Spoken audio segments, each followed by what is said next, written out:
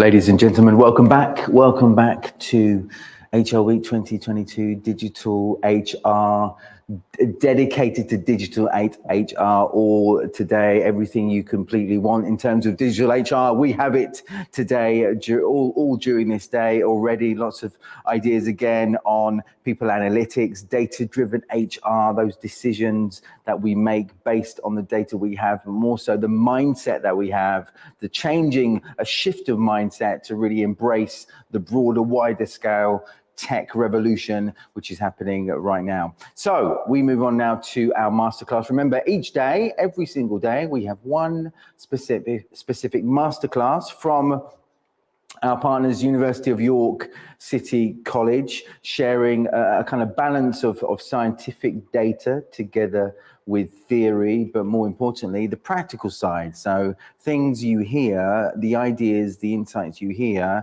you take action on and actually use that certainly to your benefit, reaching or getting closer to the outcomes certainly that you want. Right, so let's invite now to our virtual stage today right now, Dr. Stefano Bianchini. Thank you. Hi.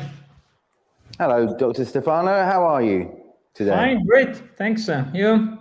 Yeah, great. Where are you right now? I'd love to know. Are you in York? I'm in Strasbourg, actually. Oh, you're in Strasbourg.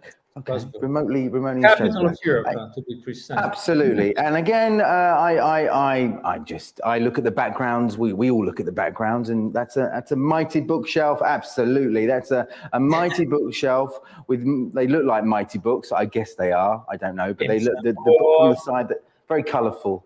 Many different things. Yes, exactly. Absolutely right. I'm going to leave it up to you now to share your speech now, all about technological revolutions and employment. Towards the end, I'll pop back up into the frame. If there are questions from our listeners, I'll then have a short exchange with you in terms of the questions that they ask. Yeah. Yeah, great. Thanks. Over to you. Let me see if I can share my screen there. Yeah, great. You should see there, right? Isn't it? Perfect. So great. Welcome to this class on technological revolution and employment.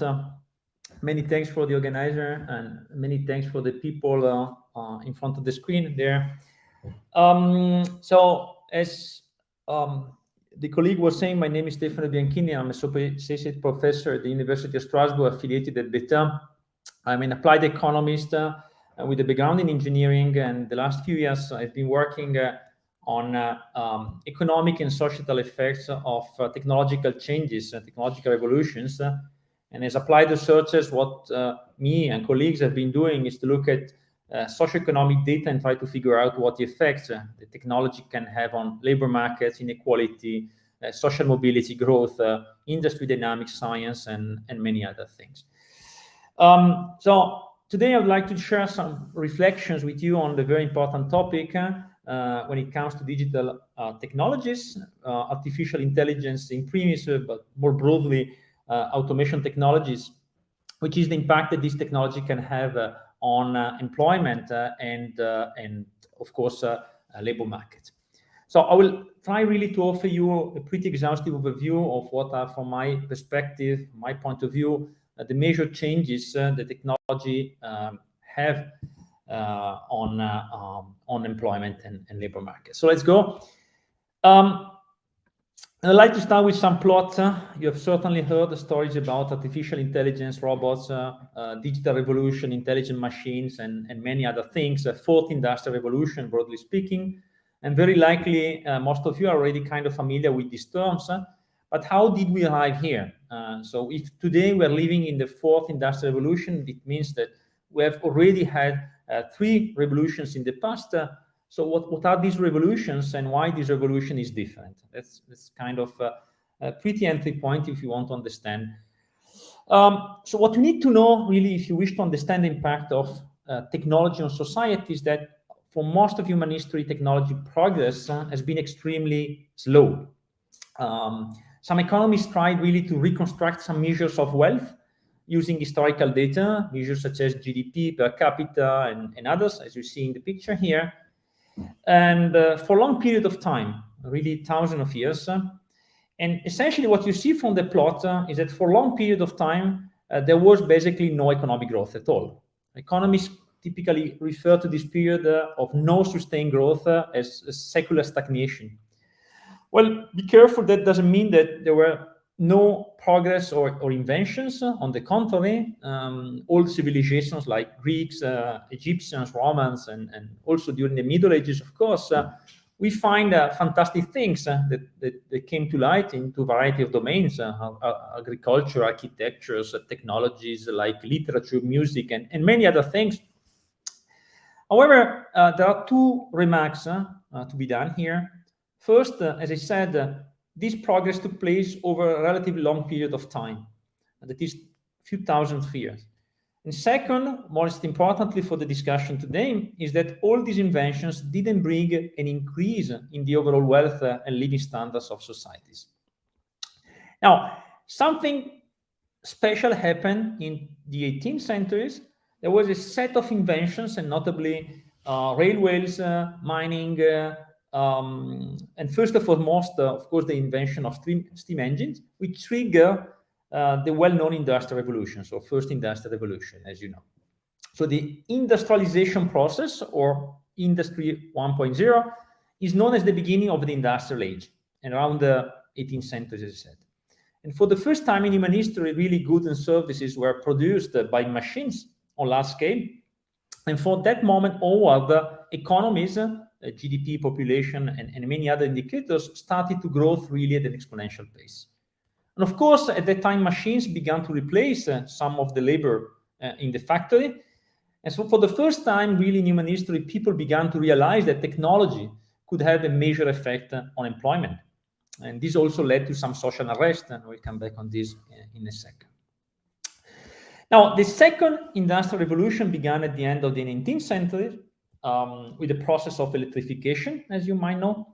The electrification of factories helped to accelerate and automate production processes and gave rise to new forms of organization and production, such as production line, for instance. And we see, therefore, that once again, the revolution had some strong effect on the labor market. Goods and services were produced on a large scale through serial production and transported to different countries, thanks also to new transportation means, such as planes and big ships, of course. And then we had the third Industrial Revolution, which began nearly in the 70s and was characterized by the introduction of IT technologies, information and telecommunication technologies, and further automation through electronics. The personal computer and the internet had huge impact in the working life, as you know. And contrary to the past, the revolution touched also on a category of workers that were not necessarily involved in the production processes, but in different service sectors, such as finance, accounting, and of course, many others. And finally, we arrive to the fourth and ongoing technological revolutions, which is what we're going to discuss today, often called Industry 4.0 or the second machine age. You can choose the name you want, which is pretty much characterized by the technical integration of what we call cyber-physical systems, or CPS, into production, logistics, and services. So a CPS is basically a set of connections between human, machines, products, objects, and ICT systems, to put it very simply. And today we have something like 50 billion connected machines through the world, and some projections suggest, of course, that this number will increase at an exponential rate in the next few years. Now, you see here in one unique picture the evolution of production technologies in the last 2 centuries, which again, I think is very important for the narrative we try to build together today. Once again, Industry 1.0, characterized by mechanical production. Industry 2.0, characterized by mass production and assembly line. Industry 3.0, using electronics and IT. And finally, Industry 4.0, where we find the digital ecosystems composed of several technologies interconnected with each other, such as advanced robotics, artificial intelligence, big data, Internet of Things, and many others. So now that you have this broad overview of the technological transformations or technological revolutions of the last 2 centuries, it's time to ask what effect we should expect for the future of labor in the next few years, and what effects we already see today. So I will focus on essentially two types of changes, and I will keep these changes grouped into main categories, two categories. On the one hand, we find changes occurring mostly at the individual level and deal with the type of jobs that will be replaced by machines, which jobs will emerge, what are the effects of automation technologies on, for example, remunerations and skill sets. And on the other hand, we find the second category of changes, which I call organizational level changes. So for instance, here we find changes in terms of workplace, working time, what changes for public and private organization in terms of hierarchies, responsibilities, and other aspects. So let's go. Here, the first question, big question, by the way, will machine take our job? That's probably a never-ending debate. And researchers, including myself, have used historical data coming from different sources to assess the impact of previous technological revolution on employment. And most studies confirm that the first and especially the second revolution had negative effects on low-skilled workers, as machine literally replaced many manual occupations characterized by routine tasks. For example, we have already seen mass production with the assembly line. What is important here to remark is that overall, total employment has not been much affected in the past because new jobs have systematically emerged and compensated for those that have been lost. Now, from the 80s onwards, we have seen some surprising effects on the labor market, what economists call typically polarization of labor markets. What does it mean? It means that polarization, and the name suggests, refer to a recomposition of employment around two groups, two poles, whose incomes and working conditions are increasingly divergent. So since the 80s, the share of intermediate occupations or intermediate jobs has declined sharply, while the share of lower and higher occupations has increased sharply. Now, computers have progressively replaced human work in jobs composed mostly of routine tasks, basic and repetitive human work, not necessarily manual work, by the way. And routine tasks were common in intermediate jobs, in manufacturing, but mostly in the service sector. Technology has greatly reduced the demand for bank teller, for example, secretaries, accountants, who have been gradually replaced by automatic tellers, accounting softwares, and other automation technologies of this kind. So this recomposition of employment that we call polarization has led, of course, to a widening of wage inequality in many countries that is still observed today. Well, now you might wonder what effect will the fourth technological revolution will have or has already on the polarization of the labor market. Will it increase this gap or does it reduce it? Now, unfortunately, we don't have yet enough evidence to draw rigorous conclusion, but what is certain is that the impact of this technology will be almost on any job.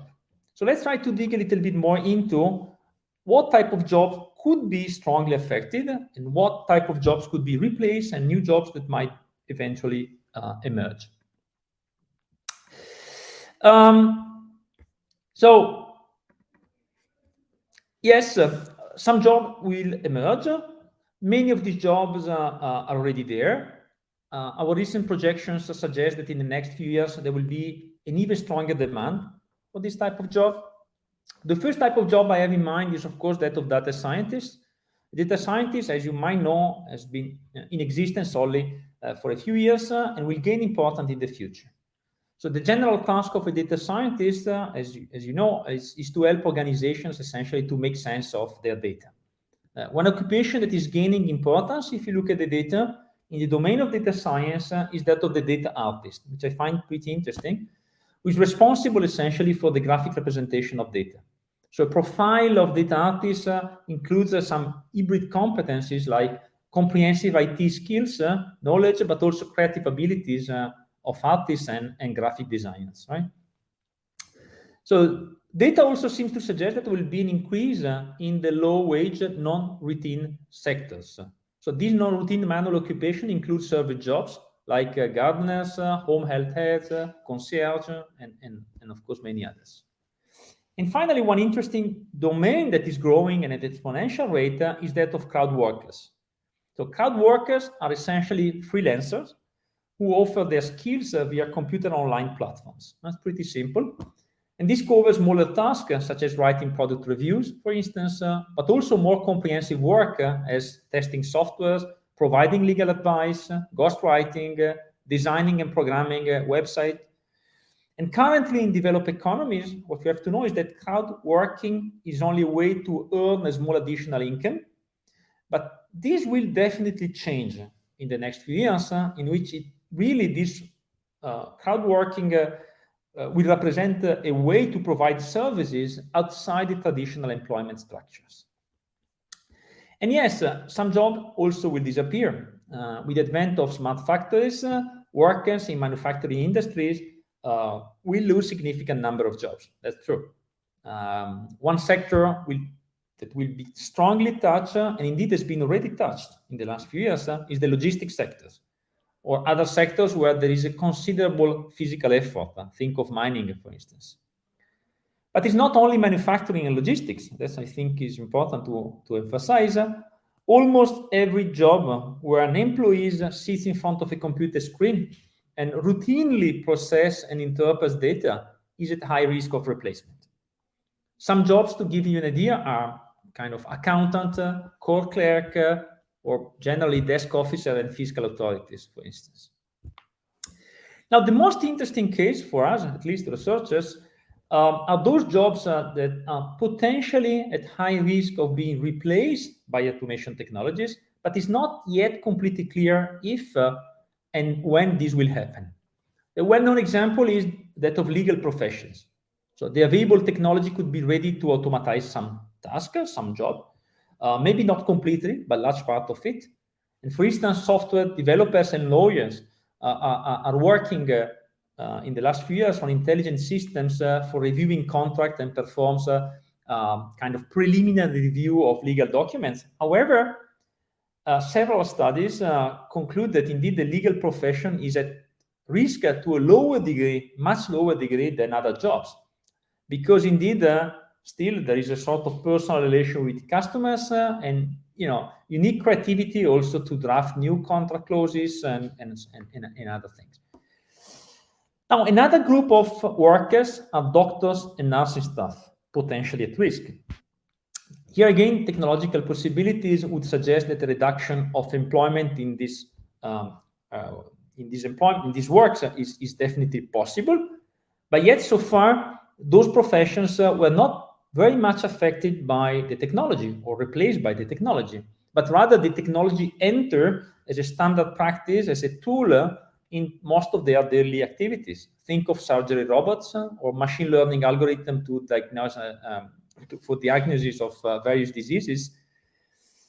And finally, we have artistic professions such as writers, painters, musicians, and cinematic works, and this kind of artistic professions. There is no routine involved in these jobs, and so far machines do not substitute human work. Yet recent AI, artificial intelligence systems, could perform some very interesting music, write poetries and painting. And personally, I think artistic profession will be difficultly replaced by machines soon, at least in the near future, but still there are some studies that claim just the opposite. Now, to summarize them, some jobs will emerge, other jobs will disappear. There is very little we can do or we want to do.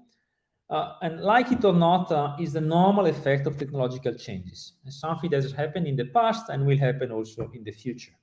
But in contrast to the past, any type of occupation today is potentially at risk of automation. And if a job will not be completely replaced by machine, what is certain is that it will be significantly transformed. And I will go back to some details in the next few minutes. Now, another question that is often debated in the scientific community and the policy arena is whether the new wave of technological changes triggered by intelligent machines, by AI, will increase inequality in society. So when we compare the distribution of wealth in most advanced economies in the last 30, 40 years, we clearly see an increase in the gap between rich and poor, which of course will lead to social unrest. The social unrest is particularly strong in the last few years because it's becoming increasingly complicated in the digital world for those workers that became unemployed to be integrated into the new labor market that, as we just discussed, see the emergence of new jobs often require some specific skills, which are not easy to be acquired.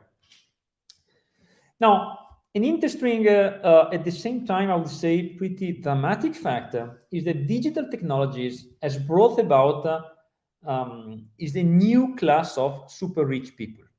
Now, if you compare the share of wealth held by groups across wealth distribution, as you see here on the left, we can see that the proportion held by the top 0.01% grew at a constant rate since the 80s. And today, if you look at the plot, you can clearly see that about 10% of the total wealth worldwide is owned by the 0.01% richest people. And these people, not surprisingly, as you can see here on the right, are mostly digital entrepreneurs. So yes, inequality is indeed increasing, and technology could be among the most important sources of this inequality gap. Statistics show us that indeed the gap between the rich and the poor is increasing, the social mobility is decreasing, and the class of super rich, as I told you, is emerging. But still, the optimistic side is that public policy can play a very important role. Now, I don't have much time to enter into the details of what policy action have been put in place to narrow the gap between rich and poor and try to help and support actually people to reskill and upskill. But of course, there are many of them, and some are already bringing about positive effects.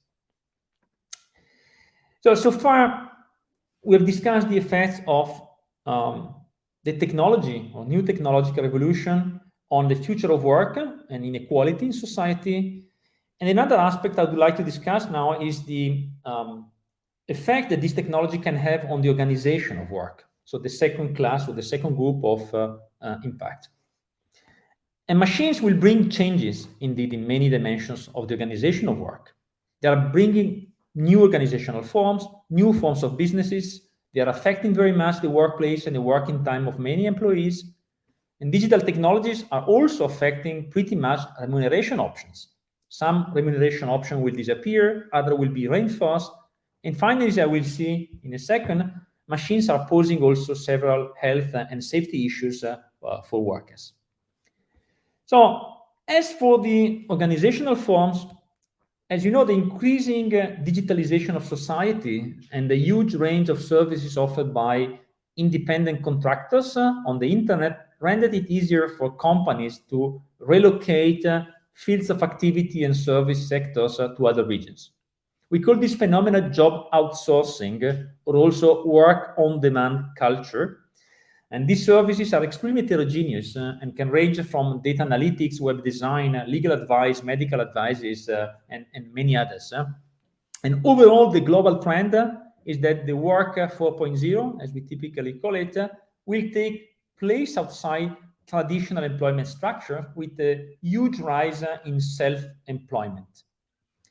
Similarly, we see more and more the emergence of virtual teams. Now, what is a virtual team? It is essentially a group of people who work independently with shared purposes across space, time, and organizational boundaries, using technology to communicate and collaborate. Pretty simple. As such, virtual teams allow organizations, often large organizations, to bring together people with the best expertise, regardless of where they live. And this, of course, sounds pretty good, and in many cases it is. However, there are also some possible drawbacks. And for instance, communication is possible only via technical devices and online platforms. And some recent studies have shown that this can lead to the isolation of the employees and some forms of depression, and more generally to a reduction of the creativity of the team. So as you see, positive, but also negative sides. One of the positive signs is that some organization, or in some organization, auxiliary robots and intelligence IT systems have been successfully applied to integrate all the ill or disabled people into the job market. So therefore, as you see, auxiliary robots or autonomous systems not only lead to an efficiency gain for the company, but also have contributed to more inclusive employment in different organizations, which is, of course, a very important sign. Now, the technology, as I told you, will affect also the workplace of individuals very much.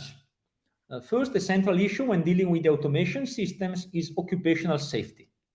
In past, production robots have been characterized by a strict separation between human and machine, with safety fences and safety zones. So human and machines did not usually work together because humans were allowed access only when the robot was switched off. The robot automatically switched off itself when humans approach it. But today, again, the safety concerns are overcome by the fact that intelligent robots are better able to foresee human errors. And thanks to the sensor and to the intelligence embedded in this robot, they can switch off automatically in hazardous situations.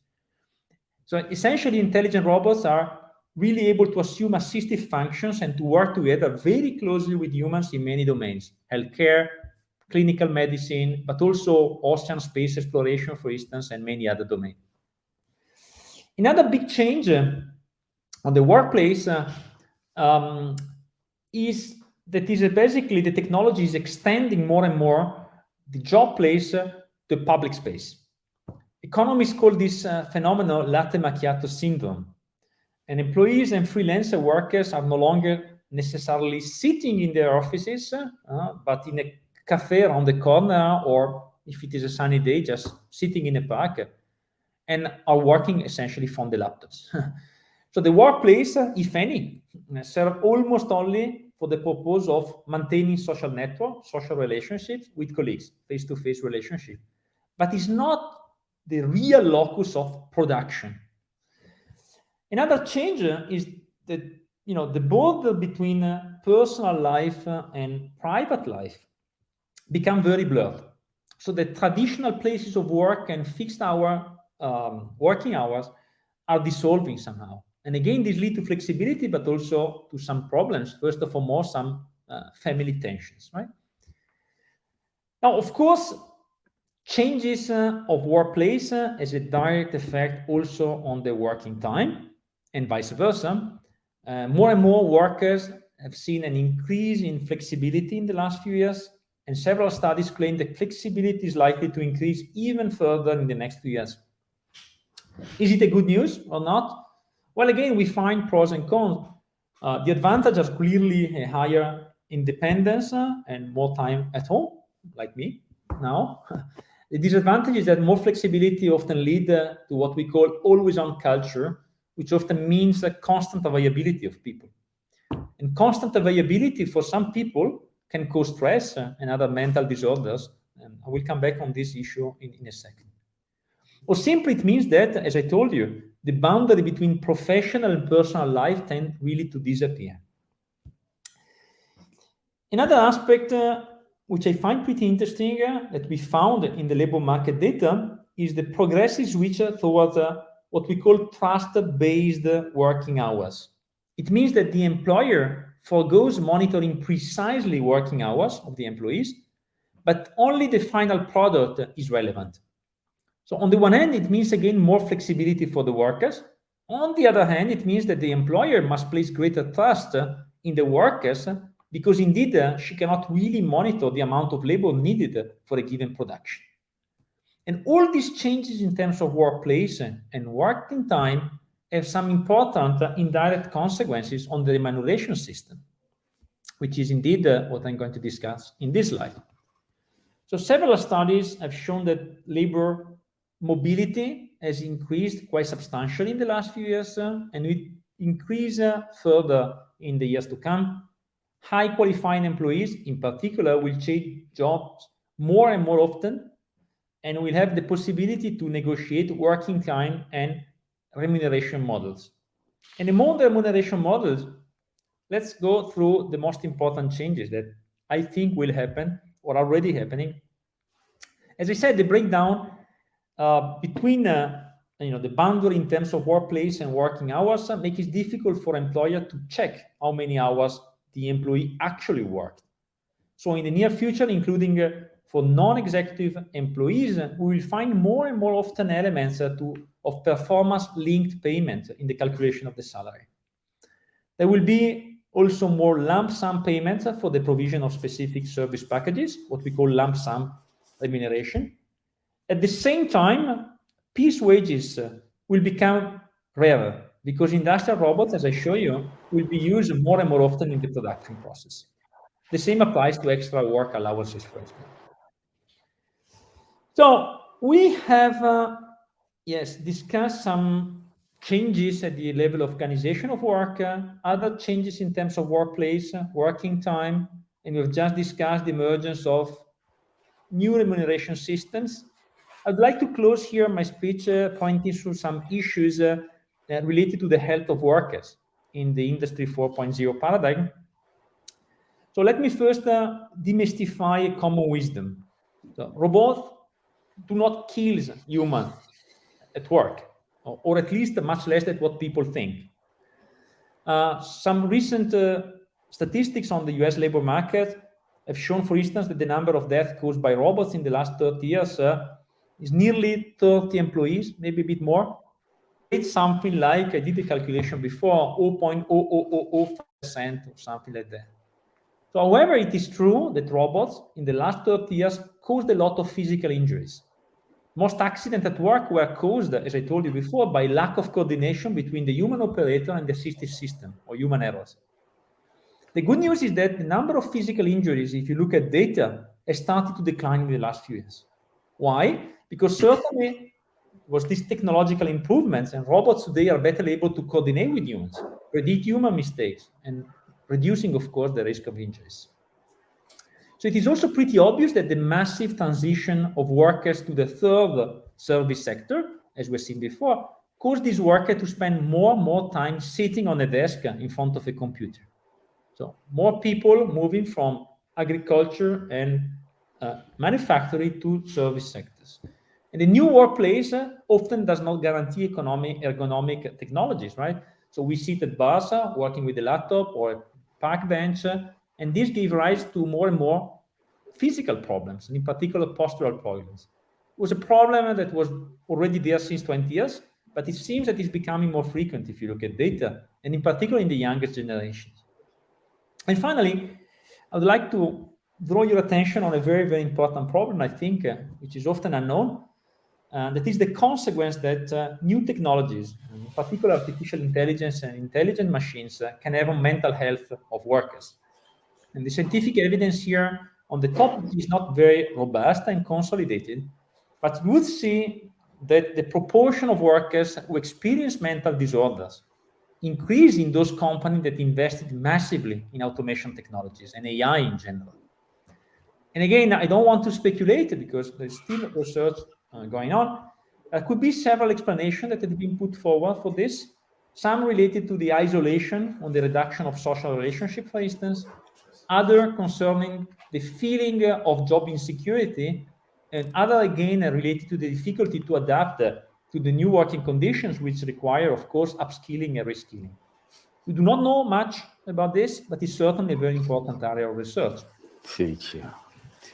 And I think that with this last point, I can close here my speech because I'm running out of time. And I hope you found the discussion interesting and stimulating. At least it was a bit broad overview, as I said. And I thank you very much for your attention. And don't hesitate to ask questions if you have.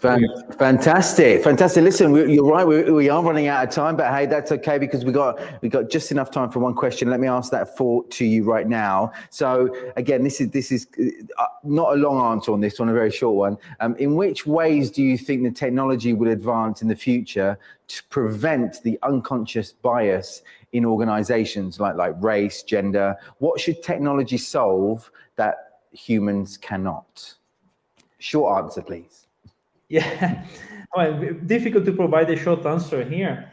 Sure. But yeah, I mean, the technology can have a double sword effect. Can, on the one hand, of course, reduce and help to spot indeed these biases, these inequalities within organization and within societies in general, of course. And these, I mean, there's plenty of studies showing that indeed, thanks to autonomous systems and artificial intelligence, for instance, we can detect gender bias in newspaper and gender bias in recruitment or racial bias and so on and so forth. At the same time, however, there's also an important possible negative feedback, that is the technology could amplify and perpetuate the existing bias also. So here, once again, I think it's very important for people to be able to design machines and to denoise indeed the data so that they can be better into, you know, avoiding this sort of discrimination, right?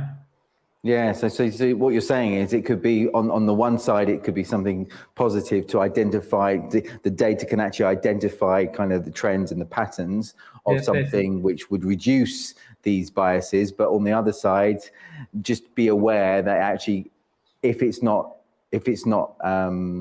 not following it in the right way, it could actually amplify these negative things, right? Absolutely. But again, okay, listen. Sorry, carry on. No. I said, but the optimistic view, I think still the benefits, you know, prevail on the negative. Yeah, they outweigh the negative. Yeah. Okay, listen. Thank you so much. It's been insightful. We have a masterclass every day. This was today's. We're delighted. And again, very finally, thank you so much for your time. Thank you very much. Bye. Goodbye.